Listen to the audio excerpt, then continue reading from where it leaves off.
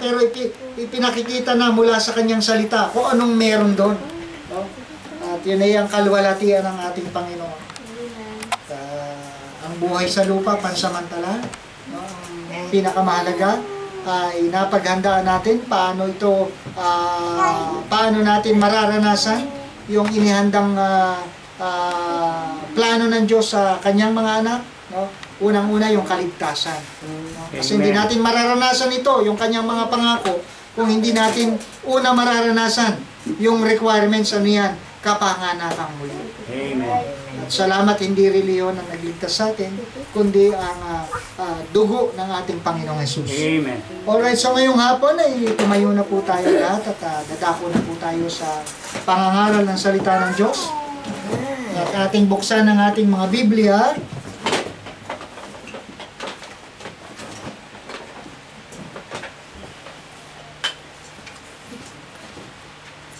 In the book of 1 Corinthians, unang aklat ng mga taga-Korinto, chapter number 9,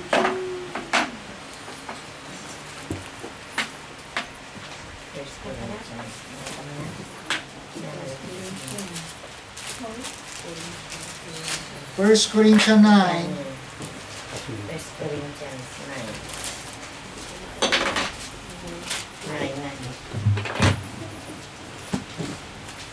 Ayun. Ay, sabihin mo.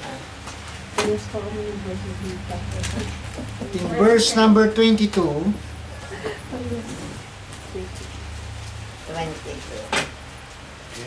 si Amen, kung yun nakita. Amen. Babasahin po natin ang sabay-sabay hanggang tayo po ay makarating sa verse number 27. So ako po sa 22, sundan niyo po ako. O dito po, umpisahan ko pala sa 21. Sundan niyo po ako sa 22. To them that are without law, as without law, being not without law to God, but under the law to Christ, that I might gain them that are without law. To the weak became I as a weak, that I might gain the weak.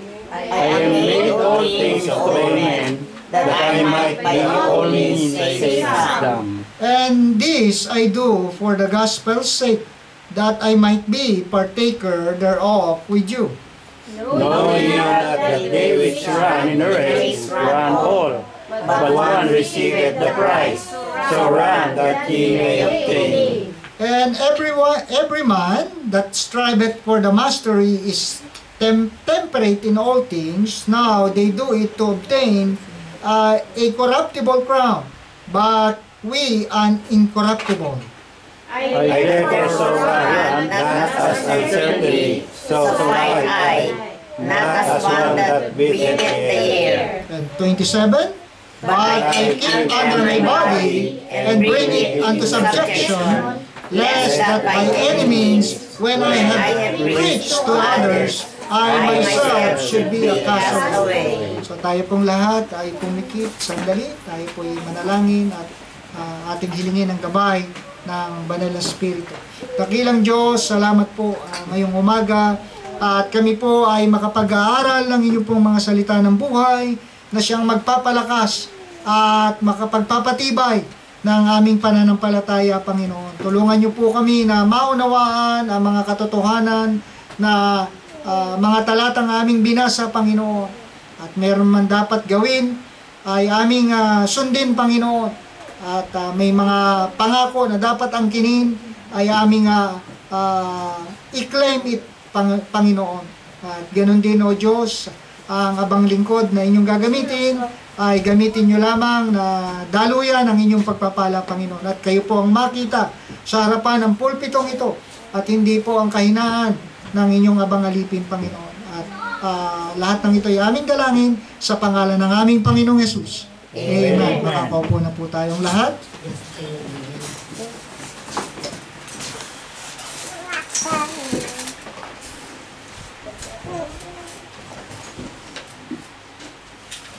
So ngayong umaga ay ating pong pag-aaralan ang mga talatang ating binasa. At ito ang liham ni Apostol Pablo sa mga mananampalataya sa iglesia sa Corinto. At nakita natin na hindi madaling lumago. Hindi madaling ang antas ng ating pananampalataya ay makamit ang tagumpay.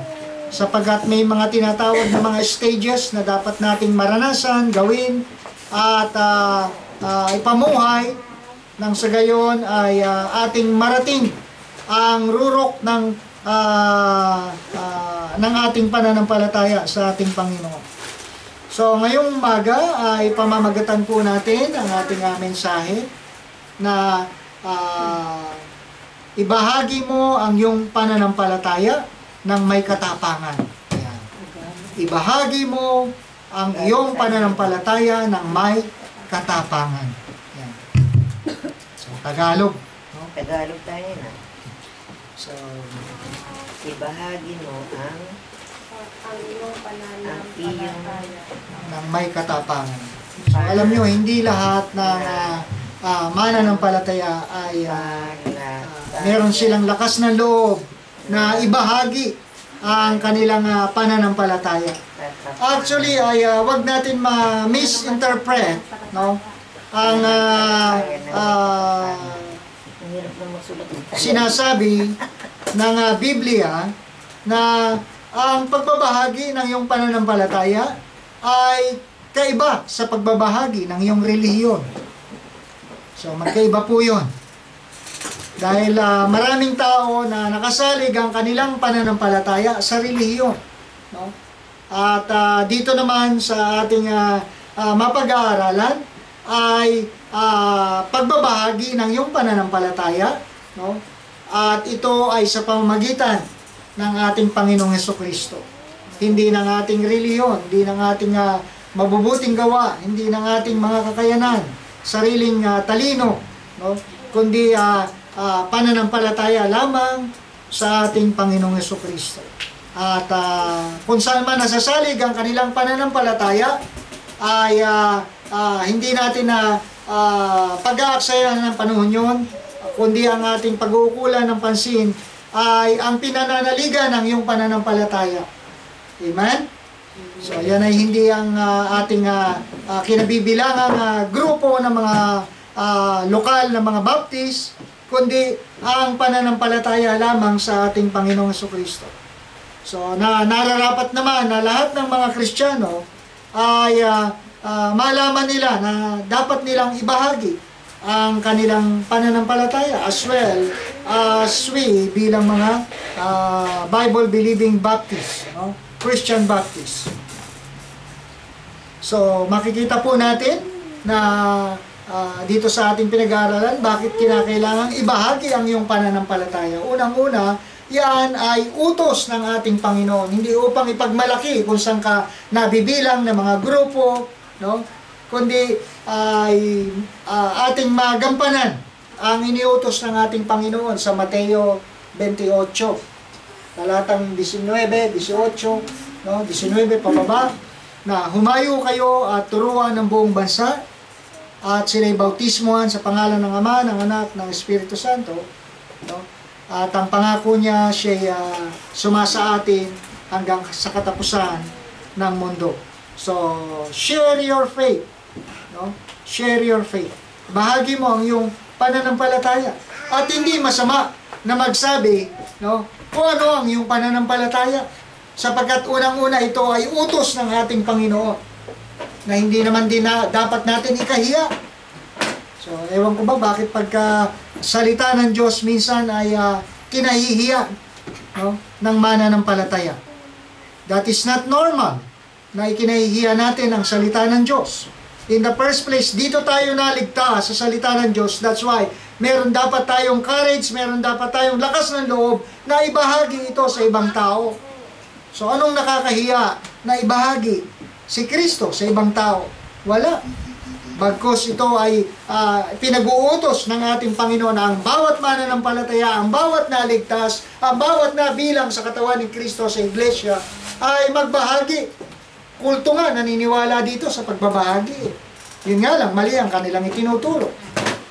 Pero dapat tayong mga tama ang mga aral, tamang turo, tamang doktrina, tayo dapat ang nagpupursige na magturo sa mga tao.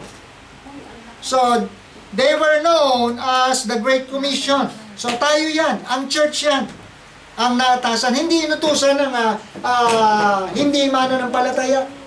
So, tanging ang mga ligtas, tanging mga born-again Christians, tanging ang mga Bible-believing Baptists ang inutusan ng The Great Commission. So, isa ka ba dito sa naatasan ng Great Commission? Amen. So, tuwang-tuwa tayo pagka tayo nabigyan ng isang posisyon sa trabaho. Naitaas ang ating pwesto, naitaas ang ating posisyon. Proud tayo. Masaya tayo na isinishare ito sa ating may bahay, sa ating pamilya, sa ating mga kaibigan. No? How much more dapat sa ating gawain, sa ating pananampalataya? Dapat ay proud tayo. No? Amen. Bakit isa ka sa nabigyan ng isang dakilang utos ng ating Panginoon? Ano yan? Ng commission. So, it's a great privilege. And yet, ang malungkot po dito, no, sa pinangangaral ni Paul, maraming mga mananampalataya, hindi sila effective mag-share ng tinatawag na mabuting balita. So, but in the first place, ano ba mabuting balita? Good news. Ayan. Kung alam na alam nyo, no? Ano ang good news? Magandang balita, mabuting Mabuting balita. balita. Nakita nyo? Sabi ko na nga ba eh. So, ayan, yung kapanganakan, kamatayan, pagkalibing, at pagkabuhay na maguli ng ating Panginoon. That is the good news. Amen. So, yun ang tunay na mabuting balita. Hindi lang yung magbasa ng ilang talata, ito ang mabuting balita. Hindi. Ang itinuturo ng Biblia na mabuting balita na may Kristong namatay na libing at nabuhay na maguli. Amen? Amen. Kasi kung walang ganyang mabuting balita, walang kaligtasan tayong mararanasan. Wala tayong biyaya na makakamtan. Ngunit salamat, no? Tayo ay nabahaginan, no? Nabalitaan, no? Nabigyan ng mabuting balita. Ano yan? Yung balita ng kaligtasan. Amen? Amen. Natutuwa ka ba na sa langit ka na pupuntahan? Amen. Amen? Amen. Masaya tayo. Bakit? Maraming tao takot matulog. Bakit? Badin magising. Makapagising nila, nasa impyerno na sila, patay na. Pero tayo, anytime na dumating ang kamatayan, hindi tayo natatakot. Why? Sapagkat nadatnan tayo ng mabuting balita at ito ay ating inangkin. Ito ay ating tinanggap. So, fear often keeps us from telling others to Christ.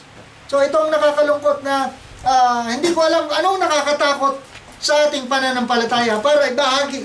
Anong nakakahiya? Kaya sabi ni Paul na dapat ikaw ay magbahagi ng salita ng Diyos. No? Meron kang lakas ng loob, no? Tapang ng hiya, na sabihin kung saan ka nabibilang ngayon na pananampalataya. So, hindi nakakahiya as long na ito ay nasa Biblia. Actually, sila nga nakakahiya. Bakit? Yung kanilang pananampalataya hindi nakabase sa salita ng Diyos eh. Nakabase sa salita ng tao. At ito yung binabanggit ni Apostle Paul na hindi epektibo yung kanilang binabahaging pananampalataya. Bakit? Kasi patay eh. Walang pagbabago. Yung luma niyang pagkatao, yung mga masasama niyang ginagawa, yung kanyang masamang iniisip, yung kanyang masasamang sinasabi, yun pa rin. Kaya hindi effective yung pananampalataya na itinuturo ng mga reliyosong taong ito. Tingnan niyo yung verse 27. But I keep under my body and bring it unto subjection, lest that by any means, when I have preached unto others, I myself should be cast away. Baka mamaya yung pinangangaral ko bumabalik sa akin at hindi nila nakikita ko anong pananampalataya ang aking tinuturo sa mga taong ito. Ibig sabihin ay wala namang pagbabago sa buhay na ito Biblia na ngayon ang hawak, pero ang buhay niya luma pa rin. Dapat kung Biblia ang hawak natin, ang buhay natin, binago na sa mga maling buhay. Amen? Amen. Maraming nagsasabi, baptist ako. No? Ganun pa man. Hindi siya naniniwala sa tithing. Baptist ako. Hindi siya naniniwala sa prayer meeting. Baptist ako. Hindi siya naniniwala sa araw ng linggo. Baptist ako. No? And yet, yung buhay niya, ganun pa rin. Dating gawin. Sa madaling sabi. Minsan, Bible lang ang maganda eh. Pero ang buhay natin hindi maganda. So ito yung sinasabi ni Apostle Paul sa mga mananampalatayang ito. No? Na dating siya ay taga-usig, taga-patay ng mga Kristiyano. Itong si Saul, si Paul ito eh.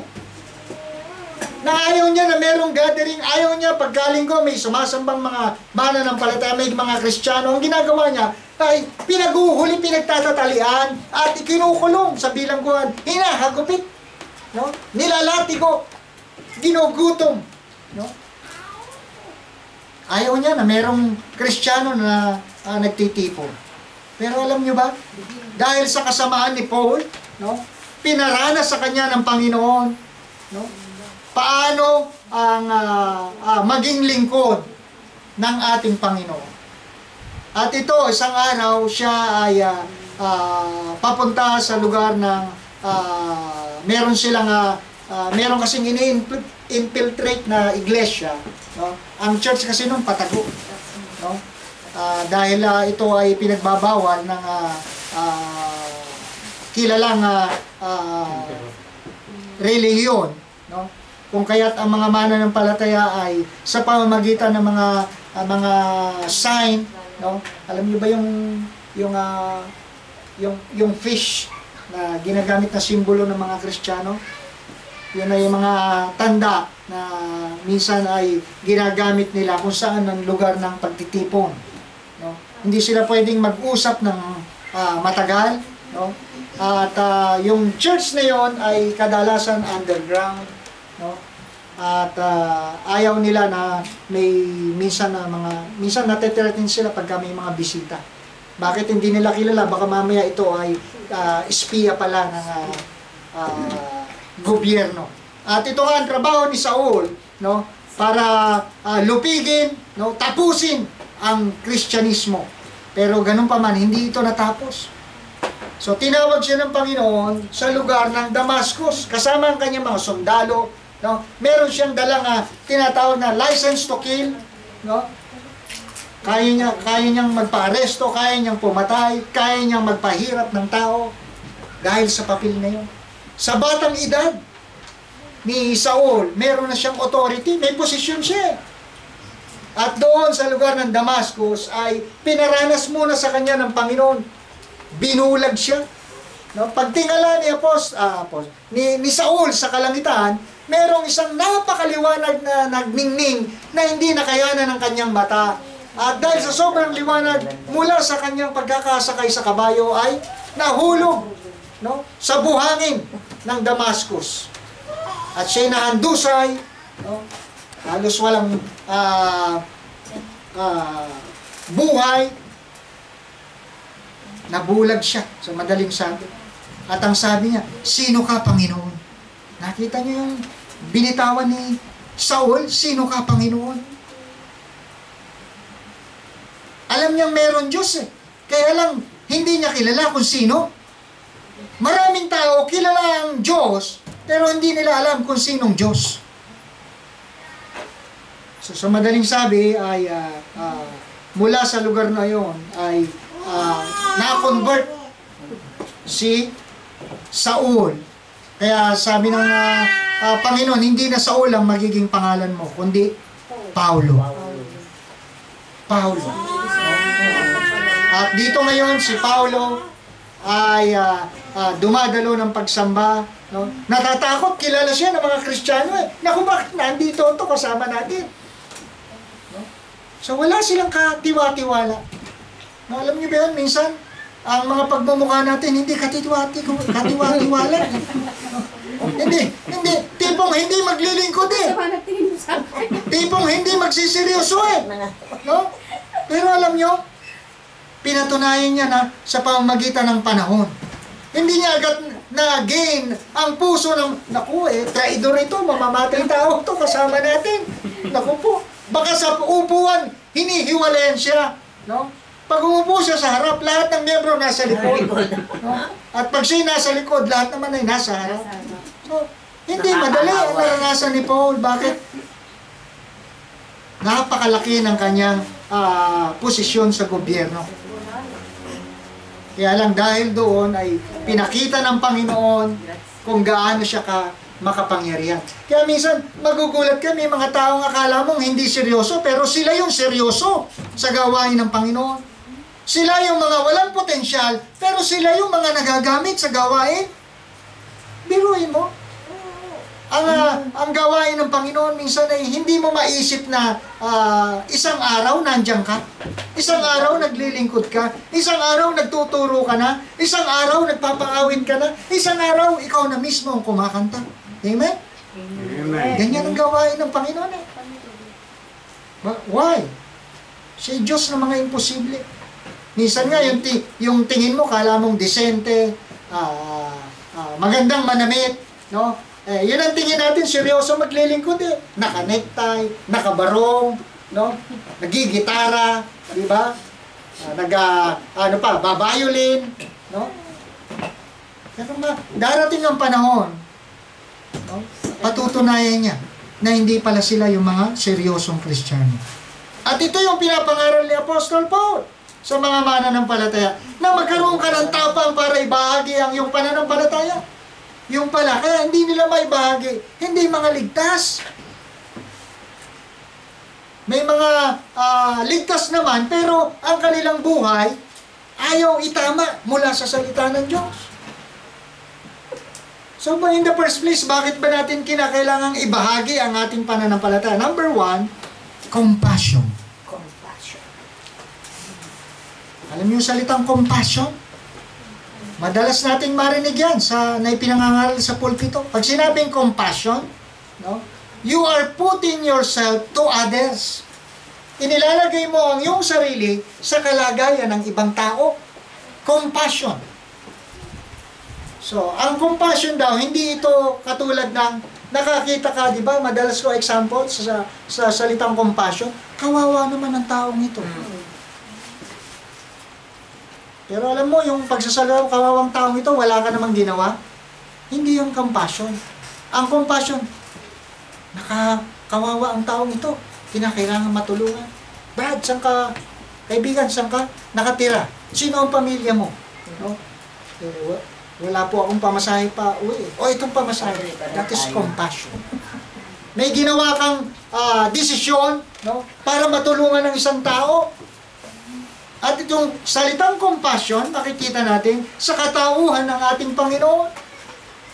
Nung nakita niya ang mga tao ay nagsusunuran sa Kanya, no? Hindi alam saan pupunta, no? Inabot na ng dilim, sige, sunod pa rin sila. Alam niyo yun?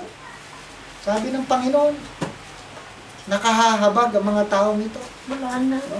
Kaya ang tao na walang pastol, sabi niya, kawawa eh. Yun ang ginamit niyang term.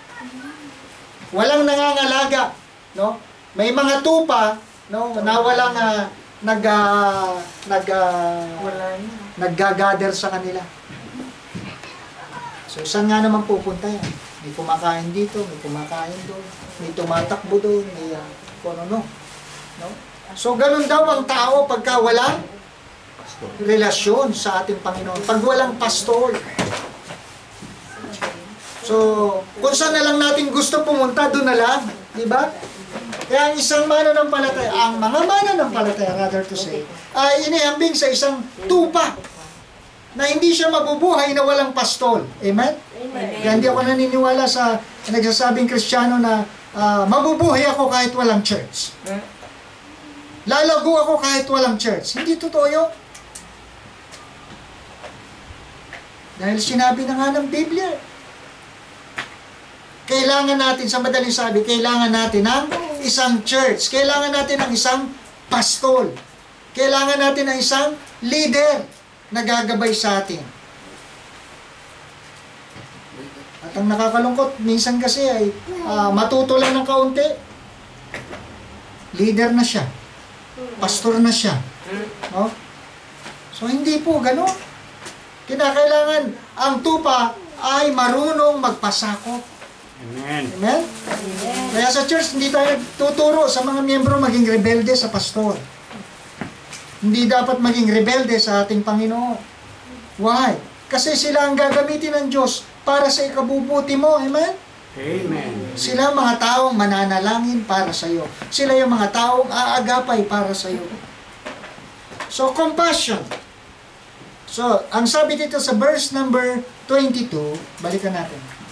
1 Corinthians 9:22. To the weak became I as weak, that I might gain the weak. I am made all things to all men, that I might by all means save some. So, sa mga mahina, ay nagpakahina ako. Nang sa gayon ay maabot ko sila. So, hindi natin kasi sila mawiwin sa Panginoon eh. Pagka hindi natin pinadama sa kanila, na ganun din tayo kamukha nila. Kaya nga pagka tayo nagtuturo, no? Katulad ng sinabi ng Biblia, lahat tayo makasalanan. No? So, ikaw at ako, lagi mo isasama ang sarili mo, ikaw at siya. No? Lagi mo isasama ang sarili mo, na tayo ay pupunta ng impyerno dahil tayo ay makasalanan. Kasi pag sinabi, ikaw ay makasalanan, pupunta ka ng impyerno. No? So, hindi madama ng tinuturuan. Parang siya ay ginajudge. Pero kung isasama mo ang sarili mo, na isa ka sa hahatulan ng Panginoon, ay madadama niya yung galit ng Diyos bilang isang makasalanan at kailangan niyang mapatawad dito. Amen? Amen. So, compassion. So, sabi ni Paul, no, in order na maabot sila, kinakailangan ay magkaroon ka ng habag. No? Kaya nga sabi niya sa mga marurunong, nagpakarunong ako. No? Kaya tayong mga mananampalataya, adjustable tayo eh. Yung tinuturuan mo, mayaman. Yung tinuturuan mo, mahirap. Parehas lang. No? Minsan nga, magugulat pa sa'yo, tinuturuan mo, minsan mga professional. Pero pagdating sa salita ng Diyos, mas marunong ka. Tama? Right. Amen. Amen. Hindi naman tayo nag-aral ng Bible College. So, isa yun sa mga sign ng isang mga mananampalataya. Bakit yung karunungan nila, iba sa karunungan ng mga anak ng Diyos? Kaya dapat ito ating pinag-aaralan. Huwag nating binabasta-basta, lalo na ang Sunday School. Hindi ka matututo pag hindi mo in-apply. Ang Sunday School, lagi kong pinaliliwanag, ito yung nagpapatatag sa ating Sunday School. So, hindi lang preaching. Ang preaching mas mabigat eh. Kasi ang Sunday School, dito ka tinataniman. Dito ka binibigyan ng impormasyon. Dito ka binabahaginan. No? At pagka preaching naman, worship, dito naman, hinahamon ka doon sa natutunan mo. Kasi pagka hindi ka nag-Sunday School, wala kang impormasyon, hindi ka nataniman ang salita ng Diyos. Pagdating ng preaching, ako yun na, ako pinatatamaan ni Pastor. Hindi na ako dadalo, next Sunday, ayoko na. Bakit?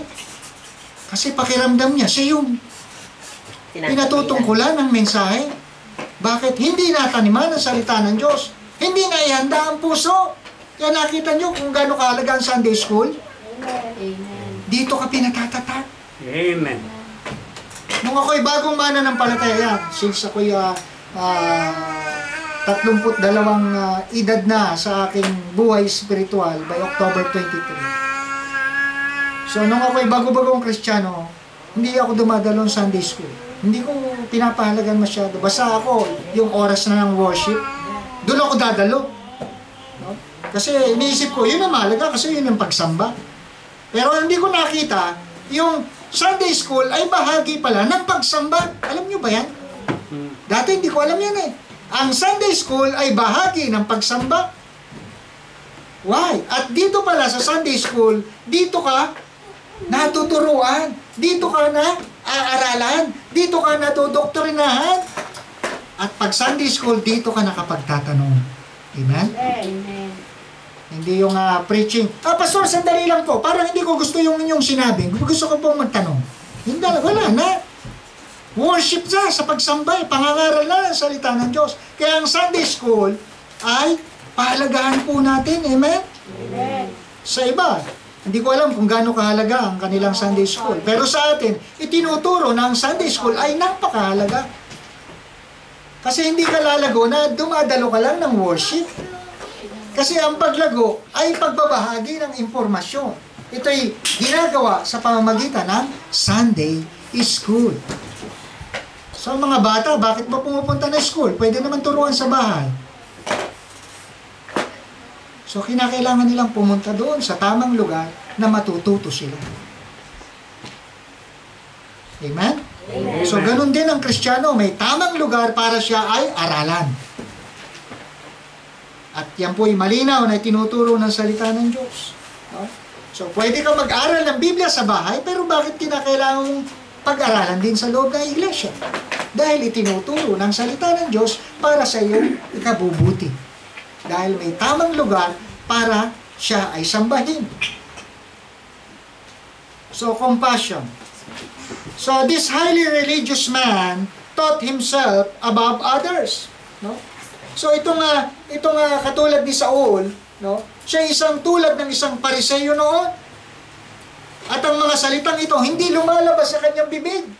No? Yung, ang sabi diyan, I am made all things to all men.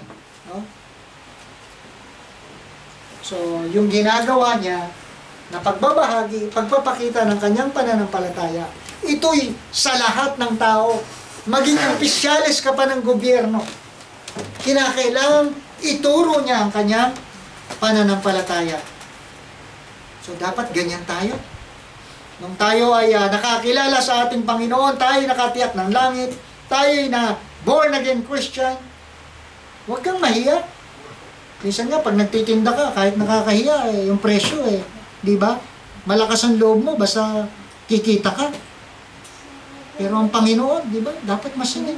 Huwag kang mahiya. Bakit pagka yung mga paninda mo, di ba? Pag inaalok mo, lahat ng magagandang salita, lalabas sa bibig mo, maganda matibay yan. No? Kaya may kamahalan no? Pero bakit pagka si Kristo, hindi natin masabi? No? Kaya sabi ko sa kahit kay misis ko, pagka kayo merong tinitinda, kasi minsan nagsa-sideline yan kahit meron siyang trabaho, kapag kakwan, kaya magbigay kayo ng babasahin. Meron pong, bagaman ito'y may bayad, pero ito'y libre. Ayan. Diba? So, bagaman siya'y bumili ng produkto, pero binigyan mo pa ng another na masigit doon sa kanyang binili. Ano yun? Buhay na walang hanggan. Amen? Amen. Minsan kasi pagka libre, ayaw ng tao no? Gusto yung may bayad no? Sa kaligtasan, ganun din. Libre na ang kaligtasan, sasampalatayaan na lang kay Kristo. Gusto, paghihirapan pa. Gusto, gagawin pa 10 utos. Gusto, sasapi ba muna sa relihiyon. No? Minsan ay hindi natin maisip bakit ganun no? Pero alam niyo, darating matatapos ang biyaya. Pag sinabing biyaya, ang Diyos ng pag-ibig, hindi na Diyos ng pag-ibig. Diyos ng hukom. Ano yan? Pag bumalik na ang Panginoon. So, ang kaligtasan ay kinakailangan paghirapan mo yan. Tiisin mo yan. Diba? Yun ang pinangahawakan ng mga protestante, mga born again. Ang magtiis hanggang wakas, siya maliligtas. So, hanggang tribulation. So, bakit? Kasi sila, ang kaligtasan, nawawala talaga. Kaya magtitiis hanggang wakas. So, at tayong mga tunay na mga mananampalataya na ang kaligtasan na may kasiguruhan, ito'y hindi nawawala, no? At ito'y magpawalang hanggan, no? Tayo kukunin ng Panginoon, kukunin ng church. Okay. So, yung mga salitang ito, sa madaling sabi, ay hindi lumalabas sa bibig ni Apostol Paul, no? Na dating Saul. Yung salitang compassion, Talagang lahat ng pahirap gagawin niya para sa'yo. Malasap mo lang yung parusa doon sa ginagawa mong paglilingkod bilang Kristiyano. Wala siyang compassion. Talagang patay kung patay. No? Wala siyang awa na pinagpapatay ang mga Kristiyano. So, yung ganyan, nakabarong ka, saan ka pupunta? Magsisimba ka, no? Pukulong ka. No? Hinuhuli po So, talaga. lahat, bawal. Lalo na ang Biblia, bawal. Kasama mga bata. No? Lahat. Walang pinupwera. Ganon ka lupit. Kaya salamat, may mga mananampalataya na nagkaroon ng compassion. Alam niyo, kung walang nahabag sa akin, walang nagturo, walang Pastor Manuel sa inyong harapan. Salamat doon sa mananampalataya kahit na backslider ang nag-win sa akin. No? Kapag sinabing backslider ay kung gusto sumimba, sisimba. Gusto magbigay, magbibigay. Pero walang panahon sa Panginoon. Pero siya yung ginamit. No? So, isa ring Chinese ang nag-win sa akin, nagdala. Kasi may Bible study sa kanila. Manuel, pumunta ka sa amin, may Bible study, makinig ka lang. Nagtataka ako bakit gano'n siya, nagpupumilit. Ako naman, ano ba yung Bible study? No? Okay na ako dito dito nga tayo sa Confucius School Chinese Dahil Buddhist ang father ko So, doon kami. Nagkataon, umabot, Great Commission, nagkaroon ng vision ng church na bakit hindi natin turuan ang mga Chinese community. Yan. So, at dahil doon, nagkaroon ng Bible study, kung may kakilala kayong Chinese, puntahan natin, no? At tuturuan natin. Ayun nga, yung aking classmate ay nakilala ng miyembrong Chinese din, no? Ni-refer sila. At nagkataon yung anak nun, classmate ko. Malapit lang ang bahay nila sa amin. Siguro mga 300 meters, pwede mo lakarin. So, pumunta ako, Bible study. May pastor na maliit nagturo parang teacher. No? Hindi mo akalain ko na baka ako, magaling talaga magsalita Pero wala sa postura niya na sasabihin mong professional. No? Pero kung makikita mo, pag nagturo siya, alam niya ang tinuturo niya. Yung pastor pala. Kaya alam niyo, bago si Pastor Jules, yung pastor na yun, nagpalaki sa amin. At doon nga po, naturuan ng inyong lingkod ng mabuting balita. Sabi niya, kung ikaw ba ay babawian ng buhay, alam mo ba saan pupunta yung kaluluwa? Of course, sabi ko, hindi. Wala nakakaalam yan. At yung nagtuturo sa akin ay ganun din, nakapaldang mahaba, babae. Medyo kan pa ako dahil babae nagtuturo sa akin at halos kaedad ko lang. Minsan ay parang hindi may pagkakuan din ako no? Hindi ko ka-level to. No? Tinuturuan niya ako. At doon ay nakita ko mula sa salita ng Diyos na tama na ang Biblia pala ay nagtuturo ng katiyakan ng kaligtasan habang buhay ka. At hindi mo na matitiyak pag namatay ka na. Kaya sabi nila, totoo yung sinasabi ng matanda, habang may buhay, may pag-asa. Totoo pala yun. Pag ating patutungkulan sa salita ng Diyos. Dahil hindi mo na malalaman pagpatay ka na. At salamat, nung araw na yun, October 23, 1993, maghahapunan, padilim na Bible study, na-save si Brother Manuel. Amen. Purihin ang Panginoon. At nagsimula doon ay pinupuntahan lang ako ng classmate ko, attend tayo ng church, punta tayo ng church, magkita tayo sa church. So nung una ako'y pa-attend lang. No? At doon ay, kahit hindi ko kakilala, alam nyo, pagpasok ko sa church nila, parang kakilala na nila ako lahat Kinakamayan ako. Oh, good morning, Brad. Buti matend ka. Lahat kinakamayan ako. Pakiramdam ko, parang ako artista. Alam niyo yun? Sikat. So bakit? Kasi mahalaga pala ang mga bisita sa church. Amen? Amen. Hindi dapat nilang madama na sila na out of place. I-welcome mo sila. Babatiin mo sila, kakamayan mo sila. Huwag mo sisingamutan. No? Huwag mong iirapan.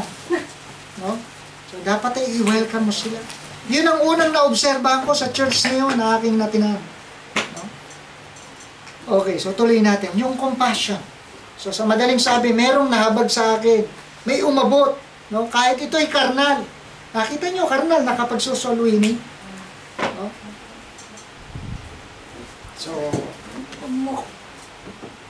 So, this new convert became filled with compassion for the lost. So, ewan ko ba bakit pagka ang isang tao ay unang ligtas, mainit eh. No? Dahil nakatiyak ka ng langit, nasiguro mo ang langit, no? Mula sa salita ng Diyos, ganun ka rin kainit na i-share ito sa ibang tao. No? Alam niyo ba yun? Pagka araw ng Sunday, gusto ko bukas Sunday ulit, ayoko na matapos ang Sunday. Gusto ko sa church na lang ako. Bakit? Masaya ako sa church. May mga young people, may mga nanay, lahat nakangiti. Walang nakasimangot. No? Lahat ay have a big heart. No? So, Jesus was the supreme example of compassion. So, wala tayong ibang pwedeng tularan, pero makikita natin sa katauhan ni Apostol Paul na itong salitang compassion, ito na lagi ang lumalabas sa kanyang bibig. No? Bakit? Lagi nakikita niya sa tao, hindi talaga yung itsura ng tao, yung kaluluwa ng tao, pupunta ito ng impyerno. At alam niyo, isa raw sign sa may calling ka, no? Sa gawain ng Panginoon, pagka meron kang pag-ibig sa kaluluwa ng tao. Lagi mo nadadama, gusto mo magturo, gusto mo mag-akay, gusto mo mag-invite. Tinatawag ka ng Panginoon. Hindi natin alam, baka si Brother Limuel may calling. Amen. Sa yung dalawang bata doon sa likod. Lalaro-laro lang yun. No? So, compassion conquers. Ano yan? Yung kaduwagan. Pag meron daw tayong compassion, hindi ka maduduwag. Mag-share ng iyong faith. Amen? Amen. Yeah. So, yung mga duwag daw, ayan, mga duwag. So, di ba pagka yung mga sundalo na lumalaban sa gera, pag may nakita kang yung isang sundalo doon, ayaw pumutok, ayaw lumaban, naiinis ka. Lahat lumalaban, may mga namamatay ka ng kasama, ikaw naman duduwag-duwag. Hindi mo na-enjoy ang senaryo, tama? So, ganun din ang Kristiyano. Pagka duduwag-duwag ka, hindi natutuwa ang mga anghel sa langit. Duwag na Kristiyano ito. No? Takot may bahagi ang pananampalataya kay Kristo. Ang mabuting balita, duwag. So, pero alam nyo, kung tunay ka nagmamalasakit sa isang tao, you will overcome your fears and share your faith. Amen? Amen.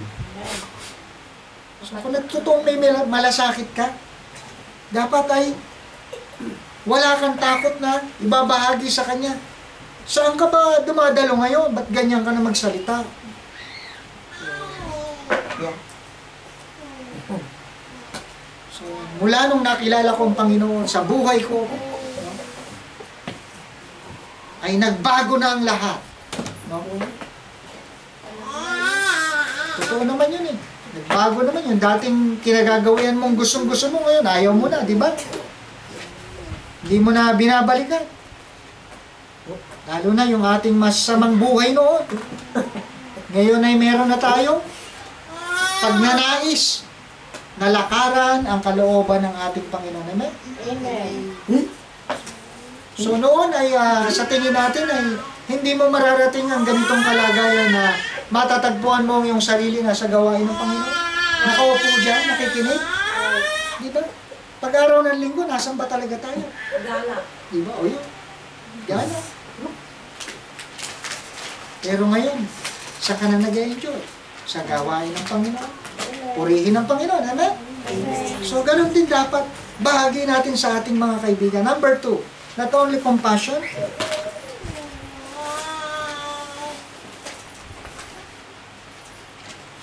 communication. So, alam niyo yung salitang by all means? Sabi niya sa 22, By force. to the weak became as weak, that I might gain the weak. I made all things to all men. By all means. Sa lahat ng anumang pagkakataon, no? Mailigtas ko sila. Anong ibig sabihin yan? Kung ikaw ay businessman, sharean mo ang iyong kapwa businessman. Kung ikaw ay Communication. worker, sharean mo ang iyong co-worker. Kung ikaw ay player, sharean mo ang kapwa mo player. Kung ikaw ay kasambahay, sharean mo ang iyong kasambahay. Amen? By all means, abutin natin sila. Yun ang sinasabi ni Apostol Paul. Sa lahat ng pagkakataon, alam niyo, pag may kausap kayo, may nabuksan na isang word, pwede mong umpisahan dun eh. By all means. Sinabi niya, pare, ang hirap ng buhay ngayon. Alam mo, totoo yan sinabi mo. Pero alam mo, mula nung nakilala ko ang Panginoon, hindi na tulad ng dati. Dati napakabigat. Pero nung siya'y nakilala ko, ngayon ay gumaan na. At gusto kong ibahagi sa iyo si Kristo para gumaan din ang buhay mo katulad ko. Amen? So may mga words na pwedeng gamitin. No? Huwag lang yung parulatya. Iwasan natin ng mga bad words. No? So maging ang bilihin, di ba? Alam mo, Mare, yung pera ngayon, wala na halos mabili. Ang 10 euro, 20 euro, pang espesa. Alam mo, totoo yan. Sang-ayon ako sa iyo. Sang-ayon ako sa sinabi mo. No? Lahat ng bagay tumataas. Pero alam mo, may isang bagay na hindi nagbabago. Pag-ibig ni Kristo. Amen? Amen. So dapat ganon. Lahat may by all means. No? Kung makakapasok, may tuturo, may share ang Word of God, gawin natin. By all means. Ito ang sinabi ni Paul. No? So courage grows with sanctified strategy. Dapat ganon. Pray for an approach that enables you to communicate. Dapat nananalangin ka, Panginoon, tulungan niyo po ako na maturuan ng taong ito. Bigyan niyo po ako ng tamang words na sasabihin ko. Kaya alam niyo, pag nagsishare ka ng word, hindi hula-hula-hu. Nagpe-pray ka muna. Kaya nga, di ba, sa church, pag may bisita, habang nananalangin, kayo naman mga mananampalataya, nagpe-pray dun sa bisita na maunawaan at maligtas. Amen? Amen. So, hindi lang yung pastor. Habang nagtuturo yung pastor, no, nagpapa-invitation, nananalangin kayo dyan. Sa kinatatay ng Panginoon, magligtas po kayo ng mga kaluluwa, ng mga taong bisita. Itong mga bisita. So, minsan marami tayong mga parola na wala namang kapararakan na hindi naman natin ibabahagi si Kristo. Diba? So marami tayong alam na maraming bagay. Pero pagdating sa pagbabahagi ng salita ng Diyos, hindi natin maisingit. Nahihiya tayo. No? Hindi mo mapakilala si Kristo. No? Hindi mo ma-invite pagka-Sunday. Bakit? Alam nyo, sabi ng pastor, kaya hindi makapag-invite tong kapitbahay kasi pag araw ng linggo hanggang Sabado, alam ng kapitbahay yung ginagawa niya. Kaya pagka-Sunday, hindi niya maimbitahan. Bakit? Hindi maniniwala eh. Parehas lang. Alam niyo, ito yung sinabi ni Paul, na baka naman yung buhay ko, matapos akong mangaral, ako naman ang itakwil. Bakit? Kasi yung buhay hindi tama. So ito yung purpose ng salita ng Diyos. Siya yung nagtatama sa atin. Ako walang kakayanan. Itama ang buhay ng isang mananampalataya. Diyos lang ang pwedeng gumawa. Ang aking trabaho ay ipangaral ang salita ng Diyos. The whole counsel of God. Bakit wala sa kamay ko Wala sa kapangyarihan ko na magpabago ng tao. Ang Diyos lang ang pwedeng magbago doon sa taong tinuturuan. Ang part natin, mag-share, hindi magligtas. Amen? Amen. So kaya nga sabi ng Panginoon, humayo kayo at turuan. So ang tungkulin natin, huwag magtanong, sino maliligtas? Ang ating trabaho ay magsabi. Diyos na ang bahala kung maliligtas siya o hindi. Ang part natin, dapat gawin natin magbahagi. Amen? Amen. So that's the whole point. Whole point. So witnessing at some point requires words. Ano yan? Jesus said to the woman at the well. Alam niyo ba story dyan? Yung babae doon na natagpuan sa balon ng Panginoon, na nagulat yung babae dahil habang sumasalok ng tubig doon sa balon, alam ni Kristo ang buhay niya. No? So, di ba yung kanyang kasamang lalaki, hindi niya talaga asawa? Ang sabi ng babae, napagtanto ko na ikaw ay isang propeta. No? At dahil doon, no, naalaman ng babae, dahil sabi ni Kristo, ako ang tubig. No? Ako ang living water. So sabi ng babae, bigyan mo ako niyan para hindi na ako mauhaw. Dahil yung inaalok na tubig ng babae, mauuhaw ulit ang Panginoon. Pero ang sabi ng Panginoon, pero ang ibibigay ko sa iyo, tubig na kailan may hindi ka na mauuhaw. Amen? Amen. Kaya alam niyo, pagka nasa ibang isang tao, talagang lulubusin ng Panginoon. Kung anong kulang sa buhay mo, makukumpleto. Kaya ang tao walang kasiyahan sapagkat hindi pa natatagpuan ang kinaroroonan ng buhay. Amen? Ang ating Panginoon. Amen. So ano pa? Si Philip, di ba? Si Philip ginamit, di ba, yung pinrich ko nung nakaraang kwan? Yung tinuruan niya yung treasurer ng Ethiopian eunuch, di ba? So nagbabasa yung kwan sa karwahe yung Ethiopian eunuch. Alam niyo nung nagbabasa siya, nung binuksan ni Philip ang kanyang bibig, alam niyo yung saan siya nag-intro? Alam mo ba ang binabasa mo? No? Hindi malamang merong magturo sa akin. So, ibig sabihin, kung ano yung saan related para mabuksan ang salita ng Diyos na maituturo mo siya. No? Maging sa pagkain, pwede mo ituro. No? Alam mo, ang sarap ng niluluto mo. No? Pero alam mo, darating ang panahon, mas masarap ang kakainin natin. Ang makakain mo kung makikilala mo si Kristo. Amen? Yung mga ganon, maraming introduction Kaya alam nyo, sa church natin, maraming soul winner, mga chismoso. Bakit? Magaling silang magkuhan mabuka sila. Magaling silang magbukas ng isang topic na dadami ang pag-uusapan nila. No, hindi, dati noon kasi chismosa, ngayon hindi na, iba na ang kanilang pinagchichismisan, si Kristo na. Totoo yun.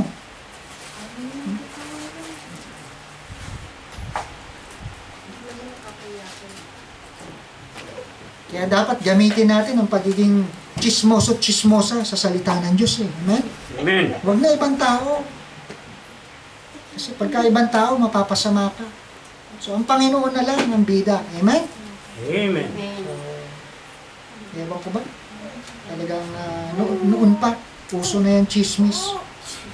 Pinagmulan yan si Satanas di ba? Yung ahas. No? So, gusto lagi may kausap. No? May pinag-uusapan. Okay, so ano nangyari? Asa na ako? Yung pagtuturo ni Philip, di ba? So, rich tail marketers, ano yan? Put your faith on the line and be kind. Siyempre, nagtuturo. Dapat ay makita sa buhay natin na meron tayong malasakit. No? Huwag yung, kung ayaw pa maligtas, diwa. No? So, bigyan mo na lang ng tracts. Amen? Huwag kayong makikipag-away. Huwag kayong makikipag-debate. Amen? Ang layunin natin, ang mission natin, ma-win sila. Amen? Amen po ba? Nakikinig kayo? Amen. Ayan. So, hindi natin layunin pagka nakikipag-debate naman. Iwanan na natin. Walang mapapala. Walang nanalo sa debate. Yun ay pagalingan na lang makataong kakayanan. Hindi na kakayanan ng Diyos. Kaya hindi tayo naniniwala sa debate. Amen? Amen. So, sabi nga ng Biblia, huwag itapon ang perlas Sa mga baboy. sa mga baboy. Ano yan? Kung ang salita ng Diyos ay yuyurakan lang, dudumihan, no? Ayaw tanggapin, huwag mong pag-aksaya ng panahon. Meron pa mga tao na mas mahalagang maturuan. Amen? Okay. So, use tracts, gaya ng sinabi ko. So, lalo na darating ang ating 9th year anniversary, yung ating nakasanayan na invitation ay nakasobre siya. At doon sa sobre, may nakalagay na tracts. Amen? Okay, no? Invitation, tapos may tracts. Amen? So, hindi man siya makadalo, no? At least meron siyang naiwanan siya ng babasahin. Nabigyan siya ng babala. Kaya alam niyo, sabi ng Biblia, yung mga tao na na-sharean nyo at hindi pinahalagahan, hindi na hahanapin ng Panginoon ang dugo nila sa kamay mo. Hugas ka na. Bakit? Ginawa mo na yung part mo. Ang tungkulin natin, ibahagi, no? At sabihin sa kanila na may kapahamakan, may kaparusahan isang makasalanan. Okay, so panghuli, ayan, gising pa ba kayo? Amen. Gising na gising. Ayun. Amen. So number 3, hindi lang communication, no, compassion, but also confidence. So dapat confidence ka. So ano yung salitang ginamit dito ni Paul sa verse number 22? Yung gawing huli, that I might by all means save some. At least kahit paano, may maligtas kahit isa, kahit dalawa. Dapat positibo tayo, amen? Kaya dapat confident tayo pagka sinishare si Kristo, huwag kang matakot. No? Kaya lang tayo minsan natatakot kasi hindi mo nakasanayan, hindi mo nakagawian. Alam niyo yung nagpa-practice mag-drive? Alam niyo, sa Pilipinas, matagal na ako nagda-drive, motor, bisikleta, no? Kotse, jeep. No? Nagda-drive ako. At alam niyo, nung ako'y unang makahawak ng manibela sa Italia, dahil matagal na akong hindi nakapag-drive eh. So, nung nag-drive ako dito, kinakabahan ako parang bago. Ano ba? Yung kalsada. Bakit? Kasi hindi ko na muling nakasanayan eh. Pero alam mo, pag lagi ka nagbabahagi ng salita ng Diyos, hindi ka nakakabahan. Sanay ka na eh. Ginagawa mo na eh. Ganun lang din. Amen? Confidence. Nang sa gayon ay maligtas naman din. May maligtas kahit paano. Basta gawin natin ang part natin. So, Paul expected results. So, dapat ganun din. Maniwala tayo na ang Panginoon ang gagawa sa puso ng tinuturuan natin. Tandaan natin, hindi natin sila tinuturuan dahil sa ating talino. Tinuturuan natin sila mula sa salita ng Diyos. Kaya Diyos ang gagawa sa puso ng tao, magko-convict sa tao, no, na kinakailangan niya maligtas sapagkat siya'y makasalanan. Kaya nga napakahalaga ng pagwi-witness, pagbabahagi ng salita ng Diyos. No? Okay. So, Paul believed, no, in Romans 8:28. Alam niyo ba yan? Madalas kinukot ng mga Kristiyano yan. All things work together for good. Ang lahat ng mga bagay ay nagkakalakip-lakip sa mga nagsisiibig kay Kristo. No? Minsan, may nangyayaring pangit sa buhay ng isang Kristiyano, pero alam natin, ito ay plano ng Diyos sa ikabubuti natin. May dahilan siya. No? Yung pala, kaya tayo, sa mga may sasakyan, kaya pala nasira ang sasakyan, may purpose pang mas maganda ang Diyos. Bibili ng bago. Kasi kung hindi nasira, malamang, Hindi sir. sa ibang lugar, mas mahihirapan tayo kung doon nasira. At least, di ba? Malaki. So may purpose siya. Kaya sa ating Kristiyano, walang aksidente. No? Tinalaga talaga ng Diyos. Tinakda niya. Amen? Amen. Kaya dito, walang coincidence. Okay. Stand him before kings or judges and he will share his faith. Di ba? Nakakatuwa kay Apostle Paul nung siya'y humarap kay King Agrippa. Di ba? Sabi dito, sabi ni Agrippa, halos makumbinsi mo ko, Paul, sa iyong pananampalataya, di ba? Konti na lang, hindi pa naligtas eh. Di ba? So, hindi bale. Importante, isinyer mo. Wala kang takot. Maging opisyal man yan ng gobyerno, may katungkulan man yan, no? Kagalang-galang man yan, no? Mahirap man yan, mayaman, may pera, wala, may trabaho, wala. Pareha sila pagdating sa salita ng Diyos. Amen? Amen. So, dapat ganon, mga kapatid. No? Minsan, pagka may katungkulan ng ating kaharap, para bang, iba ang dating natin, para bang hindi tayo match. No? Hindi tayo karapat-dapat. Pero dapat share natin ang Panginoon. Amen? Amen. Share your faith with confidence. So, ganun man, kahit na siya ay malaya, no? Nung si Paul ay naranasan na niya kung yung dating ginagawa niya sa Kristiyano na pagpapahirap, alam niyo, naranasan din niya. Ikinulong siya dahil nangangaral ng salita ng Diyos. At alam niyo ba nangyari? Doon sa kulungan, hindi pa rin natapos ang gospel. Nagsishare pa rin sila. Yung mga nakakulong doon. No? Alam mo, mahal ka ng Diyos. Gusto ka niyang maligtas. At maging yung bantay, di ba? Ang patunay, naligtas maging yung bantay, yung gwardiya, doon sa Bureau of Jail. Naligtas eh. Ang sabi ng Roman jailer doon, na, what must I do to be saved? Paano bang dapat kong gawin para maligtas? Simple lang sinabi niya. Believe on the Lord Jesus Christ, and thou shalt be saved and thine house. No? Sinabi ng sa Acts, diba? 16:31, no?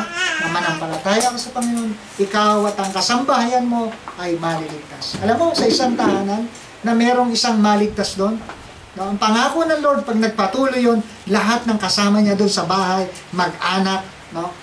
Mahal niya sa buhay, pamilya, masisave yan. Amen? Amen. So, yun ang pangako ng Panginoon. Kaya ngayon, sa ngayon ay hindi man nangyayari pa, pero umasa ka na totoo ang salita ng Diyos. Amen? Masisave yan, pasasaan ba yan? No? Sabi ko nga, walang matigas na tinapay sa mainit na kape. No? Kahit gaano katigas yan, pag salita ng Diyos, mangyayari yan. Amen. Okay. Expect God to use you in reaching souls and He will do so. So, basta gawin natin ang part natin na mag-share, no? Go ye therefore and teach all nations. So, tungkulin po natin na humayo. Bakit? Kasi tayo yung witness. Hindi pwede magpatotoo yung hindi witness eh. So, tayo lang yung witness. Amen? Amen. Tayo yung mga tunay na saksi. Hindi ni Jehovah. Tayo yung mga tunay na saksi ng ating Panginoong Yesus. So, sa akin pong pagtatapos, sa ating mga pinag-aralan, so, ang summary niyan ay 3 words lang: compassion, communication, confidence. No? So, ang pinakapunto dito ay umabot po tayo ng kaluluwa. Amen? So, kung gusto natin ma-enjoy ang ating buhay pananampalataya, gusto nating sumaya ang church, magdagdag pa tayo ng mga tao na matuturuan katulad ng mga regular visitor natin. Amen? Amen. So tayo pong lahat ay tumayo, tayo po'y mananalangin na. Let us pray. Dakilang Diyos, muli po kami nagpapasalamat sa umagang ito na kami po ay muling nakarinig ng mga salita na humamon at nagpatibay ng aming pananampalataya, Panginoon. Na kami po'y magkaroon ng damdamin sa mga tao na hindi paligtas at mapapahamak sa apoy ng impyerno, Panginoon.